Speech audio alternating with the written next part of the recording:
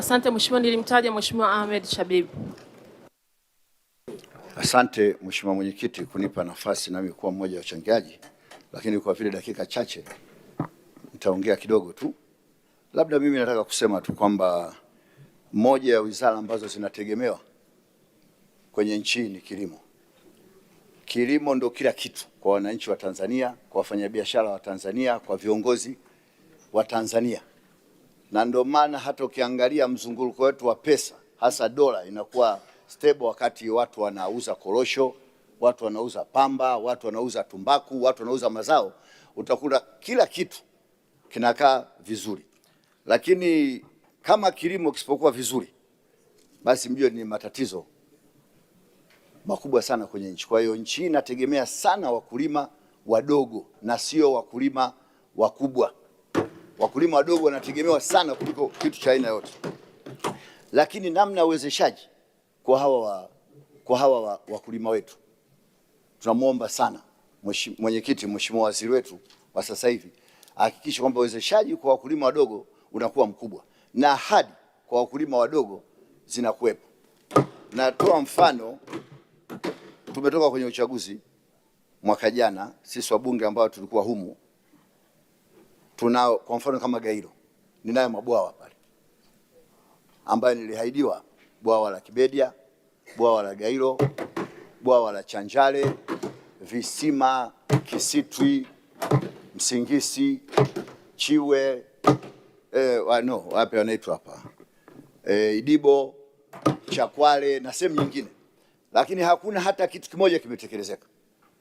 Tuache labda waziri tunaweza tukasema mpya, lakini naibu waziri ameniona sana ofisini kwake sana. Kila siku tukikutana, tukiongea na watu wa maji, utasikia hilo bado kidogo, bado pesa hamna. Sasa nilikuwa naomba kama ahadi haziwezi kutekelezeka, tungekuwa tunakaa kimya, maana na sisi kwenye majimbo tunaonekana waongo. Sasa hivi unasema bwana wewe mbunge, kila ukija bwawa la Malimbika, bwawa lenyewe halipo. Kwa hiyo tulikuwa tunaomba sana. Kwa mfano, hii nchi sasa hivi vyuo vya kati mpaka vyuo vikuu wanayemaliza ni watu zaidi ya 800,000. Tumeenda kuanzisha ule mpango wa BBT, lakini nao haujafanya vizuri. Haujafanya vizuri kwa sababu huwezi ukachukua mtu ukammilikisha ardhi si miaka 66. Wakati na hawa watu katika ule mpango wa kwanza palikuwa na heka chache tu, hata watu 10,000 walikuwa hawafiki. Wakati vione namaliza watu 800,000. Wakimaliza watu 800,000, alafu mpango wote kwa mwaka mzima au kwa miaka miwili ni watu 10,000. Kwa hiyo tulikuwa tunaleta nini? Tulikuwa tufanye vitu vya maana. Tuachane na hivi vitu, tuende kwenye mashamba darasa. Watu waweke mashamba darasa na yawe kila halmashauri. Kila halmashauri hapo haya mashamba darasa, na hizo pesa ziwe zinakwenda huko, kwa sababu kila halmashauri kuna vijana wao wanawezeshwa huko, na wao wanapewa. Kama kuna shamba liko la halmashauri, basi mtu anapewa lima miaka 4, kuna mtandao, kuna nini. Ukitoka hapo umeshaelewa muhimu wa kulima na nini, ondoka, aje mkulima, aje kijana mwingine.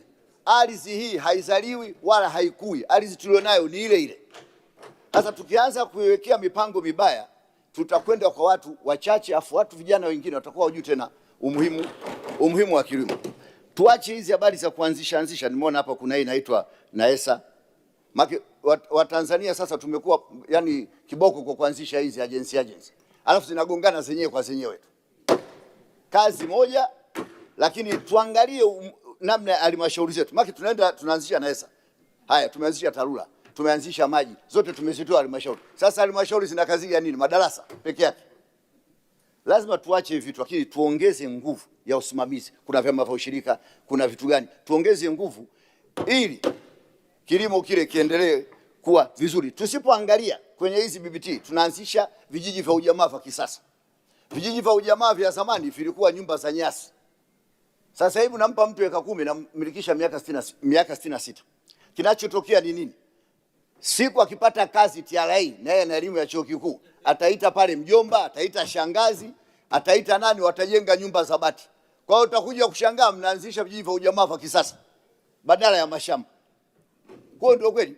Na mheshimiwa tuliongea, na nashukuru sana mheshimiwa ni msikivu, na tulikubaliana kwamba tutakwenda Gairo ukaangalie mabwawa. Mimi nilichimba mabwawa binafsi 7. Alikuja naibu waziri wakati ule Mavunde, alinisifu sana, tukiangalia hapo.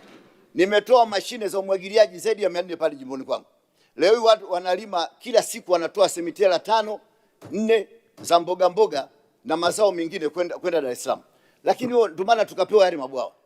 Lakini mabwawa mpaka leo hayapo. Naomba sana utusaidie Mheshimiwa Waziri, utupe hayo mabwawa, na wewe najua msikivu na naibu wako waziri anakunongoneza. Mheshimiwa Mwenyekiti, taarifa. Nashukuru sana. Taarifa Mheshimiwa Mwenyekiti. Taarifa. Taarifa Mheshimiwa Mwenyekiti. Hapa Kingu. Kwa hiyo Mheshimiwa, labda niseme tu. Taarifa Mheshimiwa Mwenyekiti. Kwa hiyo tulikuwa tunaomba sana hii vitu Mheshimiwa Mwenyekiti, taarifa. Taarifa Mheshimiwa Mwenyekiti. Of course ni haki yangu. Yes. Endelea Mheshimiwa Shabibi. Mimi kwa sababu dakika ni chache ulizonipa, nashukuru na naomba tu Wizara ya Kilimo ituangalie sana watu wa Gairo, kwa sababu hatupati mbegu za ruzuku, hatupati mbolea ruzuku, inakuja kiujanja kidogo tu pale, tunatumia tu samadi. Kwa hiyo atuangalie kwenye haya masuala ya mabwawa. Asante sana. Asante Mheshimiwa kwa mchango wako. Naunga mkono hoja.